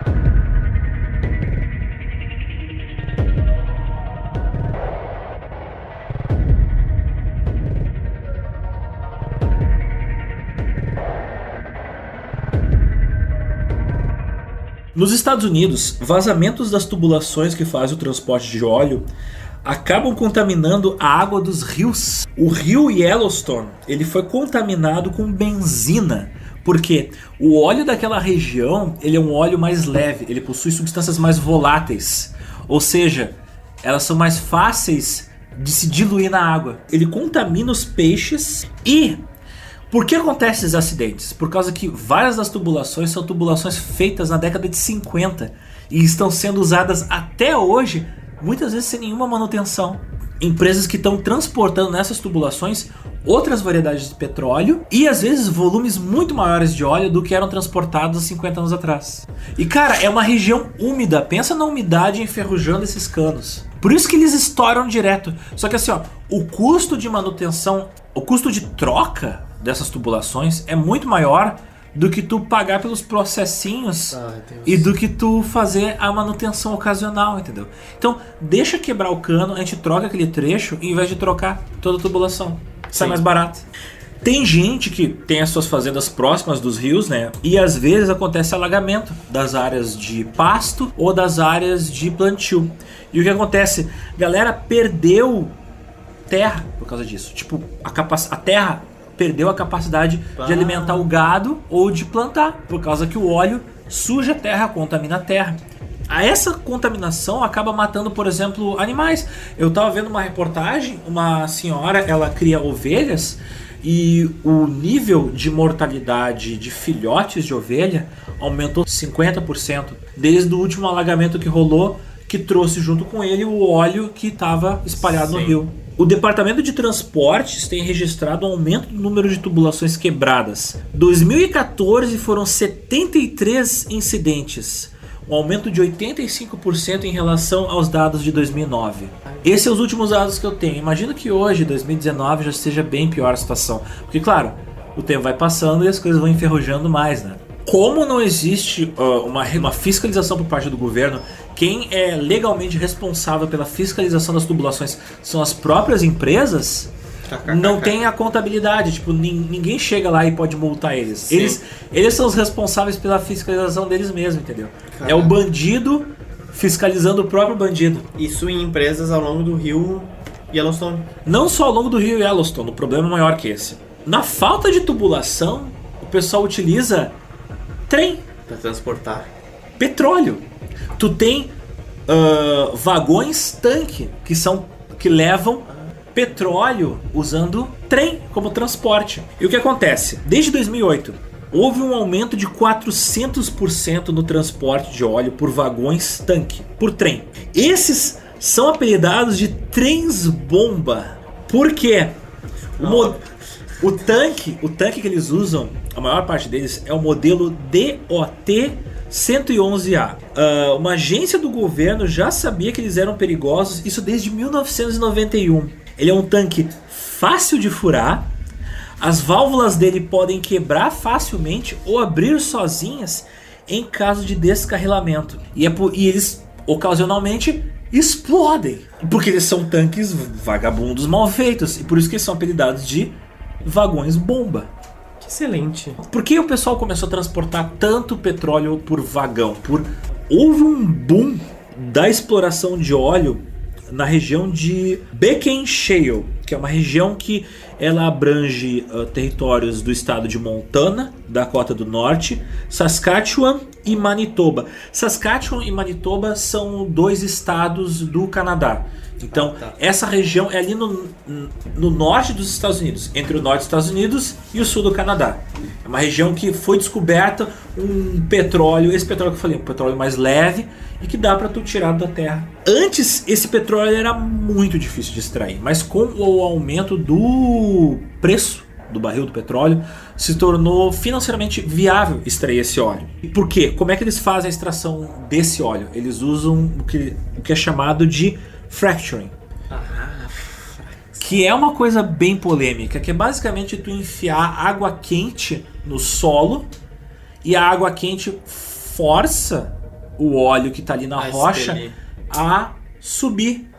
E isso é um processo bem caro. Esse é um processo bem caro, mas como eu disse, como o preço do óleo subiu, financeiramente vale a pena, tu consegue tirar um lucro dessa extração. Um dos acidentes de explosão de tanque de óleo em vagão foi um acidente bem tenso que rolou numa cidade chamada Lac-Mégantic, no estado de Quebec. 47 pessoas morreram no descarrilamento e subsequente explosão de tanques em uma área residencial. Porque o trem nos Estados Unidos muitas vezes ele passa por uma área urbana. Sim. No meio da cidadezinha do interior. Sim. Porque a cidadezinha do interior surgiu em volta do trem. De onde passava o trem. Sim. Então às vezes o trem passa no meio da cidade. Essa explosão apagou do mapa 4 quadras de área residencial. Outras explosões que aconteceram só em 2014. Ali se viu no Alabama, em 2014, houve um acidente onde um descarrilamento encheu de óleo um rio. Na mesma época, na Dakota do Norte, em Castleton, rolou um acidente também com explosão e outra explosão também em Lynchburg, na Virgínia. Isso só em 2014, tá, gente? Alguns desses incêndios são tão perigosos porque os bombeiros não podem chegar perto. Muitas vezes os bombeiros são bombeiros, digamos, daquela cidadezinha do interior, no meio do nada, então tem pouco bombeiro e às vezes os bombeiros estão mal informados sobre qual é a maneira correta de apagar aquele incêndio. Sim. E muitas vezes os bombeiros não estão informados que está rolando o transporte de óleo pelo meio da cidade. Porque meio que as empresas deschavaram assim, tipo, começaram a fazer esse transporte sem avisar para as autoridades locais que estava passando pelo meio da cidade um trem carregando 30, 40 vagões cheios de óleo. E não é só a cidadezinha do interior que rola esse problema. Por exemplo, em Seattle, no estado de Washington, vocês não confundam, por favor, existe a cidade de Washington, que é a capital dos Estados Unidos, e existe o estado e de tem Washington. o estado de Washington, que é ali em cima da Califórnia, que fica exatamente do outro lado. Do outro lado do país. É muito bizarro. No estado de Washington tem a capital Seattle e o trem também passa pelo meio da cidade. Seattle. De Seattle. Que ótimo. E agora. O trem, cara, ele passa perto de um estádio. Então, qualquer dia desses está rolando um jogo lá, cheio de gente. Um jogo explosivo. O trem explode e mata aquela galera, entendeu? Então tem gente preocupada com isso. Qualquer dia desses pode ser que aconteça um descarrilamento. Os caras ali no estádio. No centro da cidade. No centro da cidade. E morre uma galera. Os caras ali no estádio, quando passa o trem no fundo assim do horizonte, já ficam. Os Estados Unidos também tem uma questão interessante. Ele tem ali na região do Colorado o óleo empedrado. O que é? São reservas onde o óleo está misturado com a rocha. É um óleo extremamente difícil de extrair, entende? Eles têm que inserir na rocha dióxido de carbono e só depois disso o óleo liquefaz para depois ser extraído. E como eu falei, naquela região do Colorado, as reservas provavelmente são maiores do que as da Arábia Saudita. Mas é um óleo tão caro de ser extraído que ainda meio que não vale a pena. Ainda. Para ter uma ideia, o Canadá ele compete com a Arábia Saudita como fornecedor de petróleo para os Estados Unidos. Mas o petróleo canadense ele tem um pequeno complicante. Ele é misturado com areia. E aí eu te pergunto, como é que eles fazem para poder tirar esse petróleo? Primeira coisa, tu desmata uma região enorme, tu apaga a floresta e aí tu escava essa areia que é preta por causa que ela é misturada com óleo. Sim. Mas eu te pergunto antes, como é que tu faz para separar a areia de petróleos? Você cozinha areia. Esses canadenses safados, depois de Só parece uma associação. Canadenses safados. Canadenses safados. O que eles fazem? Eles, depois de desmatar a floresta e arrancar um pedaço do chão, eles pegam essa areia e cozinham ela com água. E o que acontece com o óleo? Ele, por causa do calor, se separa da areia e sobe para a superfície da água. E, obviamente, a água que eles usam para poder fazer essa extração de petróleo fica contaminada. E eles usam uma quantidade enorme de água. E eles destroem uma quantidade enorme de floresta. Então, o dano ambiental dessa extração dos petróleos misturados com areia é absurdo. Mas, cara, assim, ó, não é tipo, um poço de petróleo. Não, é uma terra preta. É uma terra preta. É uma terra preta que nem a tua roupa. E aí eles têm que lavar a areia. Lavar a areia com a água quente para tirar o petróleo. E, cara, o dano ambiental, assim, é absurdo. Tu vê, assim, do alto as imagens, é tenso. É tipo, é aquela imagem da Serra Pelada de novo, sabe? Ser humano cavucando pra caralho um buraco no chão e destruindo tudo. E depois a água do rio lava aquela merda e leva pros rios essa água contaminada de óleo que antes estava debaixo do solo, protegida, sabe? Sim. Então, cara, é só incomodação, só dano ambiental.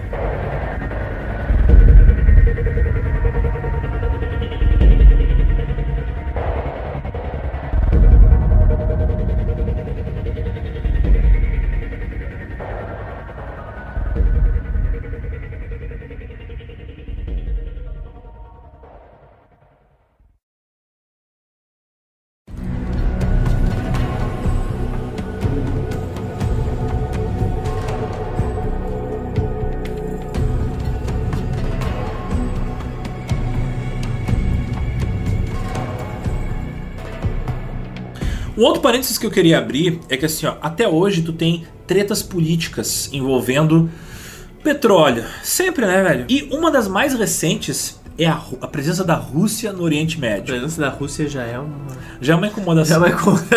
É enorme. Mas a Rússia do Putin. O que acontece? Tu tem um monte de reservas no Mar Cáspio. Reservas de óleo, petróleo no Mar Cáspio. A Rússia, ela criou um oleoduto do Cazaquistão essa história é foda. Até a costa do Mar Negro. E a China também está interessada em construir um oleoduto de lá até ela. A Rússia é doida por manter uma relação amigável, politicamente positiva com a Turquia. Por quê? Porque o plano dela é construir um oleoduto que vai desde o Mar Cáspio, onde tem essas reservas fodidas de óleo, passando pela Síria, e por isso o envolvimento da Rússia na Síria. Quem viu o nosso vídeo da Síria no GeoPizza no YouTube já sabe dessa treta. E aí esse oleoduto que vem do Mar Cáspio, passa pela Síria, chega até a Turquia, porque na Turquia tu tem os portos a partir de onde a Rússia poderá exportar este óleo para o mundo. E também porque você tem reservas de água quente. Tu tem mais comércio. O Mar Cáspio, ele é um mar. O Mar Cáspio é um buraco cheio d'água no fim do mundo. É um lago. O Mediterrâneo é o mar da Europa. Ele é um lago ali entre a Rússia e o quê? O Uzbequistão. Ele é um lago no meio da puta que pariu. Eu não sei como é que ele é um lago no meio do nada. Fucking nowhere. A intenção da Rússia de manter relações com a Síria e com a Turquia é uma relação comercial. É uma necessidade comercial. Ela quer ter um lugar por onde ela possa passar os canudinhos dela para transportar esse petróleo para os navios petroleiros que vão levar da Turquia para o resto do mundo este precioso recurso mineral que enriquece os bolsos do Putin e seus brotherzinhos e amiguinhos e capos. Gente, tudo é comércio. Isso eu falei bastante no vídeo da Síria, do GeoPizza. Esse vídeo é de 2017, na época em que a gente só fazia vídeos aqui. Eu fiz esse vídeo em resposta porque teve o lançamento de mísseis dos Estados Unidos à Síria em 2017. E todo mundo ficou, terceira guerra, terceira guerra, e por que não sei o que. Gente, pelo amor de Deus, os interesses são muito econômicos. Vocês ainda acreditam que tudo é só ideologia? Isso é uma das coisas que eu quero muito transmitir através desse podcast. Os ingênuos acreditam que o mundo é movido por ideologias. Os realistas sabem que o mundo é movido por dinheiro e poder. A Síria é tudo ponto de conexão entre Europa e Ásia, principalmente. É o Oriente Médio. Lá é o metade do caminho entre a Europa, a Rússia, a China e o Oriente Médio. Lá é o caminho por onde tu vai passar para comunicar dois continentes. É óbvio que existem interesses internacionais muito grandes em controlar aquela região. A Síria tinha portos da Rússia nela, né? Vários. É um local ideal para tu passar tuas tubulações, passar teu comércio, ter uma base tua lá. Falando de mais um conflito, de 89 a 2006, no geral, foram registrados 122 conflitos armados no mundo todo. 115 foram guerras civis e só 7 foram guerras internacionais. O que eu quero dizer com isso? Depois da Guerra Fria, as guerras não são mais entre nações. São entre grupos rebeldes e também religiosos, grupos separatistas. Entre 1960 e 2006, 305 guerras civis aconteceram no mundo. E elas eram 70% guerras separatistas. Caralho, eu não sabia que era tanto, velho. É muita guerra, velho. Envolve conflitos internos. Grande parte delas ocorreu em regiões como o sul da Ásia e a África subsaariana, mas algumas pequenininhas na América Latina. No geral, o número de conflitos tem caído. De 92 a 2007, o número total caiu de conflitos civis de 52 para 34. E o número de grandes conflitos caiu de 18 para 5. Mas em todos eles a gente consegue dividir alguns fatores que influenciaram essas guerras civis. Por exemplo, baixa renda per capita, lento crescimento econômico, grande população e um grande território, ou um território dividido com muitas populações diferentes. Várias etnias brigando entre si no mesmo território. Vizinhos belicosos e não democráticos. Terrenos montanhosos, que tornam mais fácil o acesso de rebeldes e captura. Por exemplo, o Afeganistão. E presença de recursos minerais, como petróleo ou diamante, que é uma ferramenta de você financiar a sua guerra. Mas eu acho que a gente tem que dedicar um episódio especial ao Leonardo DiCaprio. E aos diamantes do Congo, né? Diamantes de sangue, velho. Diamantes de sangue. Alguns especialistas falam que tipo, a tendência dessas grandes empresas internacionais é cada vez mais ter uma presença delas em países pequenos, facilmente manipuláveis, como a gente citou, Angola, Nigéria, Gabão, porque são governos fracos, fáceis de tu manipular ou de tu molhar a mão dos governantes, e aí essas empresas têm mais liberdade de ação dentro desses locais. Sim. Então, segundo alguns especialistas, tipo, essa é a tendência para os próximos 10, 20 anos, tipo assim, vai continuar tendo esses conflitos e a gente vai ver muito mais merda acontecendo nas relações entre essas empresas, grandes empresas privadas multinacionais, e esses governos que não têm capacidade de administrar a riqueza trilionária que eles têm no solo deles. Porque assim, ó, Angola, por exemplo, cara, é na base dos trilhões que tem debaixo do solo. Venezuela também. A Arábia Saudita, ela já tá se preparando que, tipo assim, ó, um dia o petróleo vai acabar. Então eles já estão investindo em outras áreas, por exemplo, energia solar, energia elétrica de maneiras sustentáveis, porque eles sabem que eles têm que ter outras fontes de renda depois que o petróleo acabar.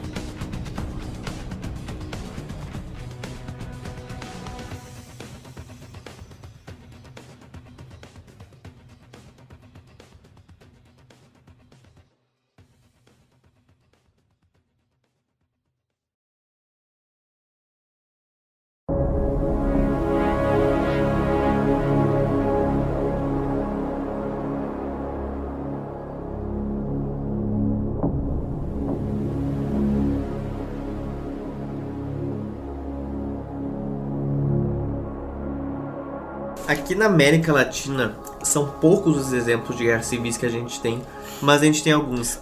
A extorsão e o sequestro foi uma das ferramentas principais na Colômbia na década de 80 e até os anos 2000. A Colômbia, ela é uma produtora de petróleo modesto, assim.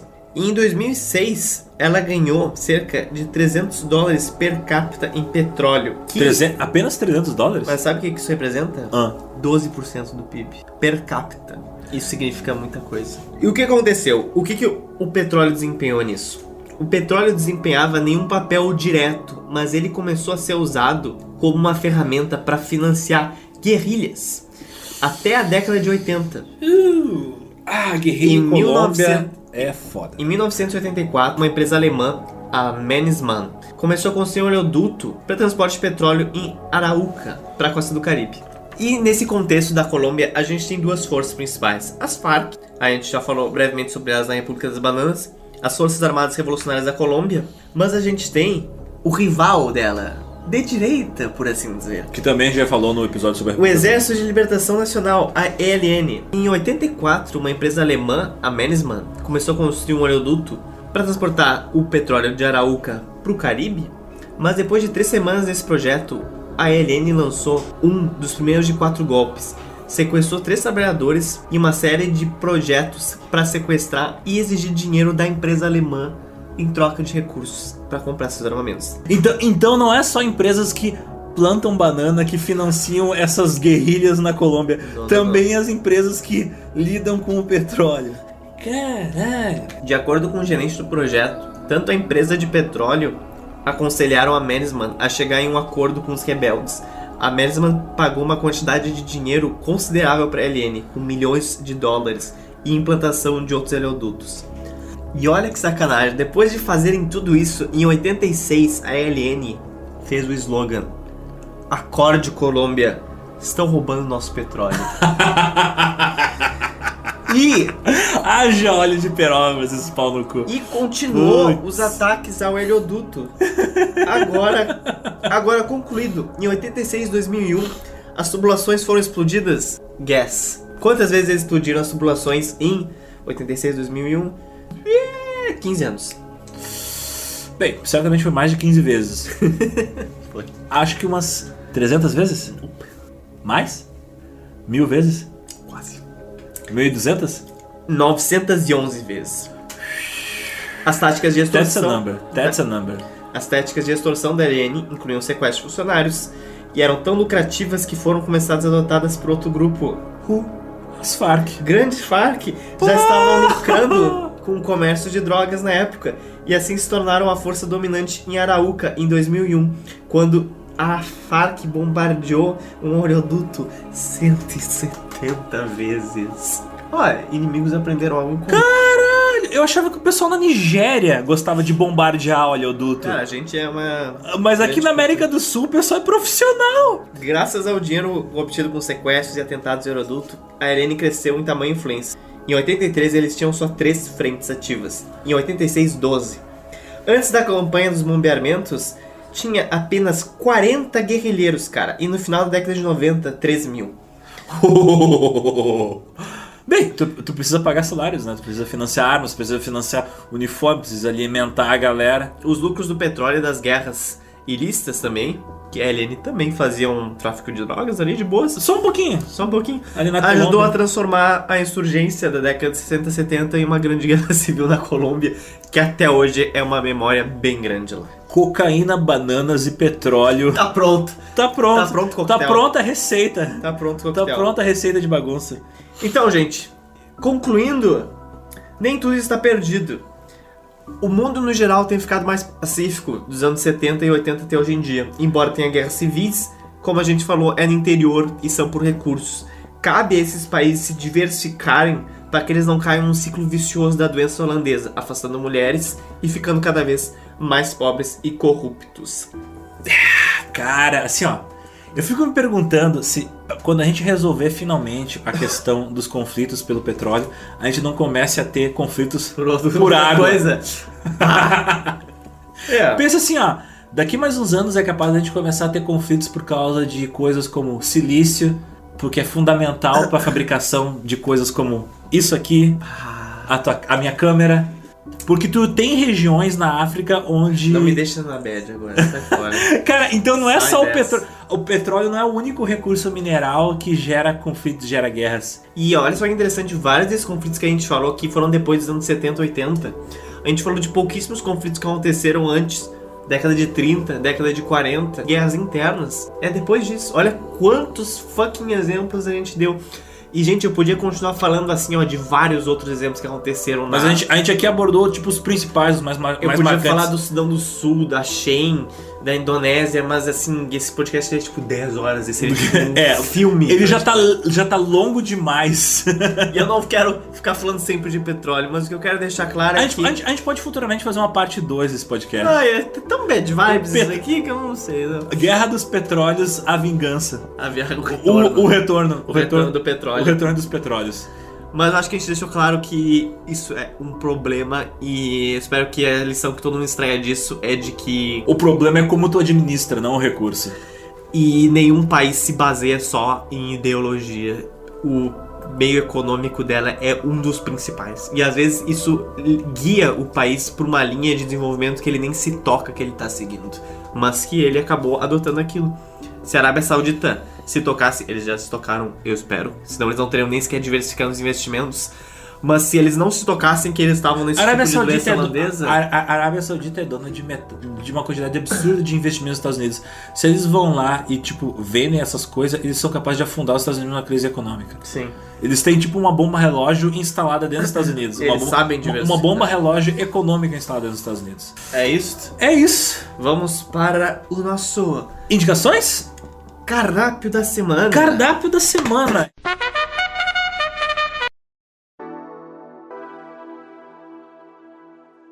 Eu vou recomendar uma coisa muito óbvia. Eu estou o tempo todo aqui com o meu livrinho maravilhoso, chamado exatamente o nome deste episódio, A Maldição do Petróleo. Um livro de Michael L. Ross. É muito foda. Ele conta todas as coisas que a gente falou aqui e ele também conta muito mais aprofundado. Eu li ele 2 vezes, sendo que eu li ele uma vez antes de gravar esse podcast, em tipo uma semana.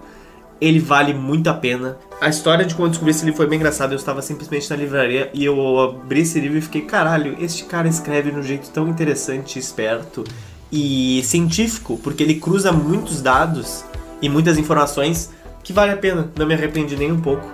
Então, fica a dica. Pra quem tá com preguicinha, vale a pena ver as entrevistas e palestras que ele tem no YouTube que fazem tipo uma sinopse do livro. Então é muito interessante ver esse cara falar. Esse livro é de 2015. Mas ele ainda assim tem bastante temas atuais. E nas palestras e comentários e divulgações desse livro que o cara tem, enfim, fez para jornalistas, palestras em universidades, ele meio que dá alguma atualizada em alguns dados. Então, tipo, é legal conferir o conteúdo na internet relacionado a este livro. Filmes! O que a gente poderia indicar? There Will Be Blood. Sim. Porque é um filme que fala da sede de poder que gera essa riqueza que vem do petróleo. Sim. É muito legal. Ele fala sobre o boom do petróleo dentro dos Estados Unidos no final do século XIX e início do século XX. E o Daniel Day-Lewis, baita ator, ele interpreta um cara loucaço, extremamente ganancioso, que faz de tudo para conquistar o petróleo que ele precisa para ficar rico para um caralho. Tem um documentário chamado A Maldição do Petróleo que você encontra no YouTube em 4, 5 partes. Foi feito pela BBC em 2004, 2005. E ele é relativamente bastante anterior a esse livro, mas ele fala de problemas que infelizmente não se resolveram, que persistem e alguns deles pioraram, então ele não está tão desatualizado assim. E claro, sempre é bom ver alguma coisa, um recorte de uma época. E como é uma época não muito antiga, é um período até recente, os dados ali são interessantes. De problemas que o petróleo gerou, não só no Oriente Médio, mas na Rússia, na América do Sul, na América Central, na Ásia. Então eles dão meio que uma volta ao mundo mostrando os problemas dos petróleos. Bom, lembrando que todo esse trabalho maravilhoso, gente, só ocorre graças aos nossos queridos apoiadores maravilhosos. Vocês, nossos ouvintes que nos dão dinheirinhos. Nossos ouvintes cheirosos, através do apoia.se, você vai poder contribuir com o GeoPizza por valores que cabem no seu bolso. Fazendo isso, você também ganha muitas Vocês são responsáveis por equipamentos novos, como por exemplo, este microfone, porque antes a gente gravava com microfone merda, agora a gente grava com microfone menos merda. Estamos evoluindo, a tendência é continuar evoluindo. Daqui a pouco nós vamos conseguir deixar de alugar este castelo e comprar o nosso próprio castelo. Vamos realizar o sonho do burgo próprio. Exatamente. Então dá uma olhada lá e veja qual orçamento cabe pra você e nos ajude a fomentar a nossa mídia independente, que todo dia traz um pouco de informação aprofundada e com fontes sobre as coisas. E se você não tiver dinheirinhos pra nos darem, vocês podem compartilhar este podcast, nosso podcast que passa muito no YouTube, no Spotify. Você pode compartilhar com a sua mãe, com a sua irmã, com seu pai, com sua avó, com seu vizinho, com o cara que vende cachorro quente, com o tio da padaria. com o marceneiro, com o ferreiro, com o cara que extrai ouro ilegalmente no Pará, com o seu amigo que trabalha numa base petrolífera na Costa do Marfim, qualquer um que esteja interessado por esses assuntos fascinantes e obscuros da história, compartilhe. Você ajuda muito a gente compartilhando nas redes sociais os episódios no YouTube e do Spotify. Porque pra gente, eu acho que o mais importante é a gente crescer o número de ouvintes desse podcast, né? Exatamente, meu, muito bom. Esse é um projeto que a gente investe muita pesquisa, muito tempo, muito trabalho. Diário, gente. Diário. Então, Zotes, uma pergunta. Tell me. Onde é que eu encontro este podcast? Esse podcast? Onde eu acho as coisas do GeoPizza? GeoPizza. Onde eu vejo que existe o GeoPizza? GeoPizza. Qual é a presença do GeoPizza na internet? No governo federal. Não, na internet. Por mais é que o governo se foda. O GeoPizza está presente no Facebook, no Twitter, no Instagram, No YouTube, você está nos vendo agora? através do YouTube. Você também pode mandar mensagem através de todos esses canais e também pelo nosso e-mail, se preferir. E óbvio, você pode escutar a gente pelo Spotify. E também pelo Apple Music, ouvintes da Apple, que eu não sou um deles por muitos motivos. I fucking hate Apple, Mas but... muitas pessoas pediram, então tá aí. Tá aí. Nos vemos daqui a 15 dias para mais histórias que acabam em pizza. Mais eventos históricos que nos dão tristeza e que fazem a gente perder todo dia um pouco mais de fé na humanidade. Então é isso. Mais É uma isso. história que acabou em pizza, uma pizza negra. Uma pizza queimada de alho e óleo. É isto.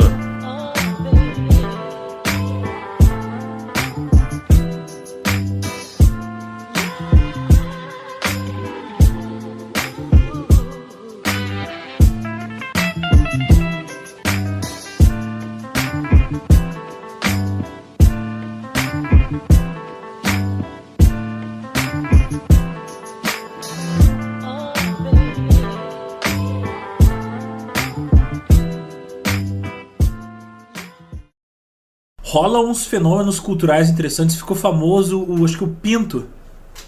Oi? A gente falou de peru, agora a gente vai falar do pinto. Ah, Tu já ouviu falar do pinto? depende de qual. Enfim, o pinto. Pinto Rewards? O pinto era um carro americano Ah, que ele era famoso pelo tanque de gasolina explodir. Por causa que ele foi um carro da Ford meio que mal planejado. olha o pinto aí. Ó o pinto vindo. Ó, tá chegando o pinto. Chegando. Tá chegando o pinto. Mas enfim, e ficou famoso por ser um carro que explodia, apesar de ser um carro muito econômico. Mas é engraçado, né? É tipo um Samsung, assim. Só que o Samsung é baterista. Ou com aquele modelo da Apple que pegava fogo porque não tinha cooler, tá ligado? Todos? Não, Porra, eu trabalhava com um iMac e dá pra fritar um ovo em cima dele. Não. Uma vez eu deixei uma fatia de bacon em cima do iMac. Mentira, que só nojo. pra ver qual é que é. Ai, que E nojo. o bacon fritou. Que nojo. Não, mas tinha um dos primeiros da Apple, ele não tinha cooler. Não, aí que tá.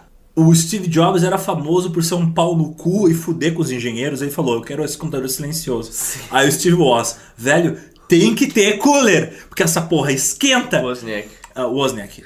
E aí o Steve Jobs falou, foda-se. Não tô nem aí. Aí o que aconteceu? O computador começou... Queimava. É, Eu acho que era uma das revisões do Apple II. Porque o Apple II teve até os anos 90, né? Mas teve Apple II revisão 2, revisão 3, Apple IIe. Um desses Apple II aí, ele esquentava pra caralho. É. Chegava a derreter parte do plástico do cliente. Cara, lá na boa. Steve Cara, Jobs. tinha um Apple II que ele era indicado não deixar disquete perto dele por causa que ele desmagnetizava os disquetes. Uau! Criava um Isso numa gravidade. época onde tu rodava o sistema operacional do teu computador a partir do disquete. É, então.